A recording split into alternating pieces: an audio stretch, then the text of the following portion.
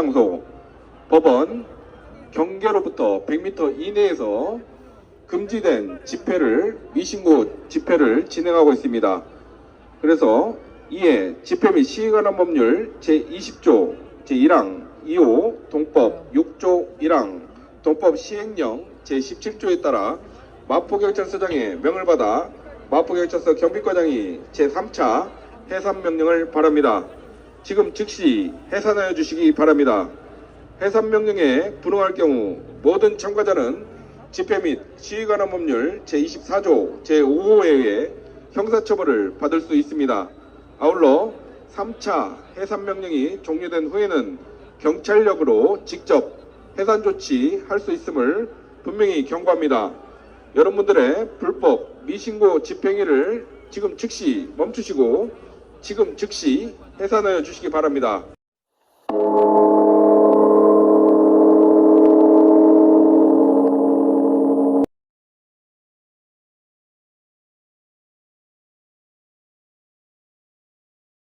안녕하십니까. 청구인 측 대리인 김진환 변호사입니다.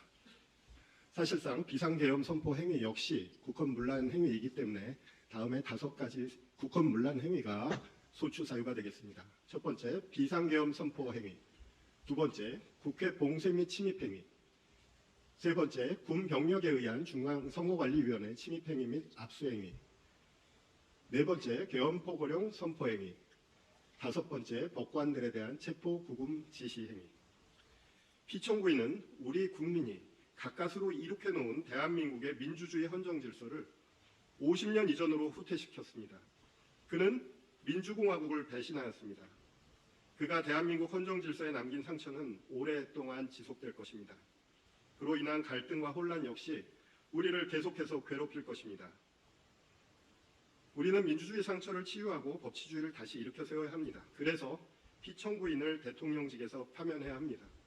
국내 국외의 공산주의 좌익 세력이 대한민국 선거의 부정을 획책해서 국회의 과반수 권력을 탈취하고 그 과반수 권력을 자의적으로 휘둘러서 국회의 입법권과 탄핵소추권, 예산 심의권을 남용해서 국가 기능을 마비시키고 자유민주주의 헌법 질서를 붕괴시켰습니다. 자유민주주의 헌정 질서가 붕괴될 위험성이 매우 큰 비상사태라고 판단했고 이를 해결할 통상적인 수단이 없다고 판단해서 이 사건 비상계엄을 선포하는 것입니다. 그러한 고도의 통치 행위, 위헌 위법 여부는 사법부의 심사 대상이 되지 않는 것입니다. 지금까지 이런 비상계엄은 정말 없었다. 영화에도 나오는 얘기지만 이런 비상계엄은 없었습니다. 국회의원 단 한 명도 체포된 적 없고 유혈사태 한 건 나지 않았고 국가에 어떠한 피해도 입히지 않았습니다. 물론 이거로 인해서 분금분을도 일어나고 여러 가지가 있었지만 그 분론을 일으킨 것이 누군가? 그게 우리의 책임인가? 그 부분에 대해서는 국회 측에서도 많은 생각을 좀 하셔야 될 것 같습니다.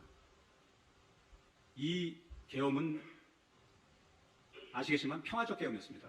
그래서 이러한 평화적인 계엄을 갖다가 실시할 수밖에 없었고 모든 국민들이 계엄이라 그러면은 총 쏘고 탱크도 밀어오고 학교도 못 가고 이런 상황이 벌어질 거라고 생각하고서 겁을 먹었는데 아마 앞으로 계엄 선포되면 국민들이 아무것도 아니거나 생각이 들 겁니다.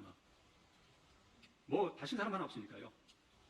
체포는커녕 선거 방치에 나와 있는데 이걸 갖다 표서 넣는 게 중국하고 저 판이라고 하더라고요. 표서 넣으니까 우리 거에 표선한 종이가 나오니까 이게 왜 펴졌냐 선관위에다가 이의를 제기하니까 원상복구용지랍니다. 원상복구용지란 것은 발명된 적이 없는 종이고 만약에 이게 발명됐으면 노벨상을 탔을 거라는 그게 과학자 얘기입니다. 그 무한 비행기 추락 사건 이재명 대표가 급히 추진한 사업이라는 건 국민들이 다 알고 있습니다. 그게 지금 이 예비비 축소로 인해 가지고 피해자들이 피해 변상을 지금 제대로 못 받고 있는 그런 상황입니다.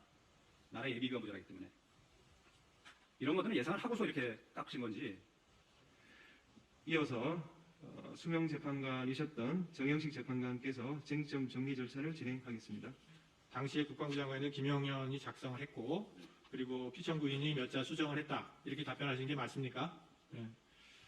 그 다음에 그러면 피청구인 측은 이 사건 포고령이 발령되기 전에 피청구인이 포고령을 확인한 것은 맞다. 그런 거죠? 그 취지는 맞는데 일부 문구를 수정하는 한도 내에서만 관여했다. 이런 말씀이십니까?